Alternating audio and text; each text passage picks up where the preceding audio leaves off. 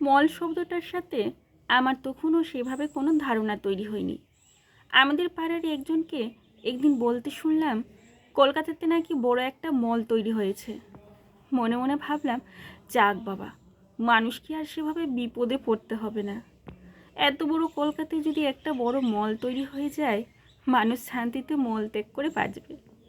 প্রতিদিন কত মানুষ যে কলকাতায় আসে, একবার জোরে পেয়ে গেলে যে কী অবস্থা হয় সেটা আর বলে বোঝাতে হয় না। মনে আছে, তখন আমি খুব ছোট। আমি মামার সাথে বেলেঘাটায় গিয়েছিলাম। হঠাৎ পেটে মোচড় দিয়ে উঠতেই মামাকে বললাম, মামা খুব জোরে পেয়ে গেছে। মামা তখন কলকাতার এই গলি ওই গলি ফুলকলি দিয়ে নিয়ে গিয়ে একটা জায়গায় ঢুকিয়ে দিয়েছিল। সেই প্রথম জেনেছিলাম টেক করতেও টাকা লাগে। মামার পকেট থেকে সেদিন 1 টাকা খসেছিল। আজ থেকে তাও প্রায় কত বছর আগের কথা। 1 টাকার মূল্য তখন অনেক। তারপর থেকে যখনই কলকাতা যাওয়ার নাম হতো, সকাল থেকে 3-4 বার ধরে পেট ক্লিয়ার করার জন্য গিয়ে বসতাম। মা বলতো, পেট ঝেড়ে করে আসবি। সে যাই হোক, পরে যখন জানতে পারলাম মল মানে যে মলত্যাগ করার জায়গা নয়, সে কথা মনের মধ্যেই রেখে দিলাম। কাউকে সে কথা লজ্জায় আর কখনো বলিনি। এত ভালো ভালো শব্দ থাকতে আর কোনো নাম পেল না। যত ইংরেজি শব্দ হোক, মল বললেই নাক ছিটকে উঠি। ইংরেজিতে এইসব বিচ্ছিরি বিচ্ছিরি শব্দগুলোর জন্যই আমি ঘেঁটে হয়ে যায়। মানে এক, বুঝি আরেক। যেমন ওই হাগ শব্দটা, বাংলায় যেটা হাগা, ইংরেজিতে সেটা নাকি আলিঙ্গন। মা গো মা, এ আবার কি? এই ইংরেজি শব্দ আর কত উচ্চারণ নিয়ে কতবার ভুল বুঝাবুঝি হয়েছে, তার কোনো ঠিক নেই।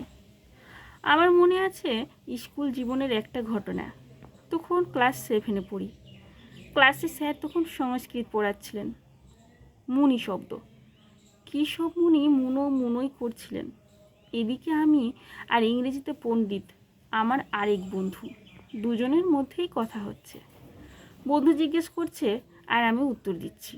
পড়া না শুনে ওইসব করছি তখন।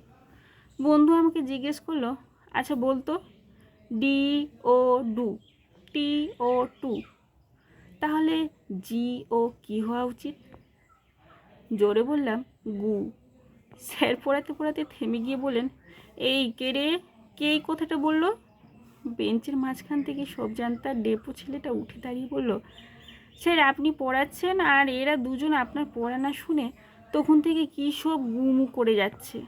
বিশ্বাস করুন, ও যদি না বলে দিত তো স্যারের দাদুর সাধ্যি নেই আমাকে ধরার।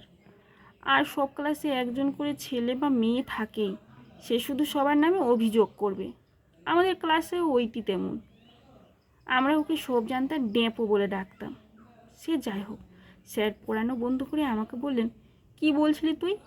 বললাম, ও জিজ্ঞেস করলো ডি ও ডু হলে জি ও কি হবে? তাই আমি বললাম গু হবে।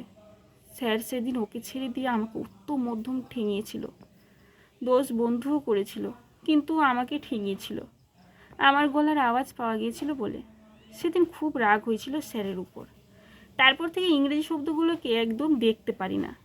সেদিন স্যারের হাতে মার খেয়েও স্যারকে বলেছিলাম, স্যার আমি এবার আপনাকে একটা গল্প বলতে চাই।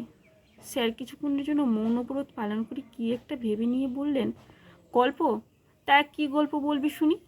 গল্পটা হলো স্যার, শাশুড়ি আর তার বৌমাকে নিয়ে। বৌমাকে প্রায় দিনই চিৎকার করে গালিগালাজ করতো ওই শাশুড়ি, অথচ বৌমার গলার আওয়াজটা কেউই পেত না। সবাই বলতো, অমন একটা শাশুড়িকে নিয়ে বৌমা কি করে সংসার করে। বউটার সহ্য শক্তি আছে বলতে হয়। শাশুড়ি গালিগালাজ করে পাড়া মাথায় করে বলে সবাই তখন শাশুড়িকেই দোষ দিত। পরে কি বোঝা গেল জানেন? বৌমা কিছু মুখে কিছু না বললেও মাঝে মাঝে ঝাঁটাটা তুলে শাশুড়িকে দেখাতো, আর শাশুড়ি সেটা দেখে আরও গালিগালাজ করতো। আচ্ছা এবার বলুন তো, আসল দোষটা কার? শাশুড়ি চিৎকার করে বলেই শাশুড়ি খারাপ, আর যার গলার আওয়াজ বেশি সেই হয় দোষী। এদিকে বৌমাটিও যে কম নয়, সেটা কেউ বুঝলো না। এ কেমন বিচার আপনি বলুন তো?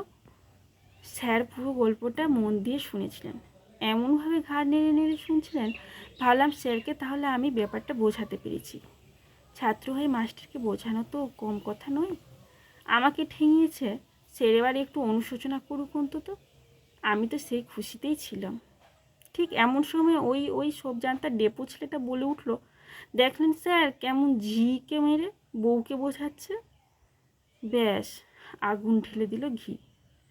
স্যার কী করলো জানেন? গল্পটা শুনে মুখটা বাঁকিয়ে দাঁতের উপর দাঁত চেপে স্যার আমাকে বললেন, সিয়ানা ছেলে, পেটে পেটে তোর এই বুদ্ধি। তারপর এমন ঠেঙালো আমাকে, যাকে বলে আগাছ পাঁচতলা করে ঠেকানো। এবার আপনারাই বলুন তো, একজন স্যার হয়েও আমার এই সহজ গল্পটা যদি বুঝতে না পারেন ইংরেজির মতো ডবল উচ্চারণের শব্দগুলো, আমিই বা কী করে বুঝবো?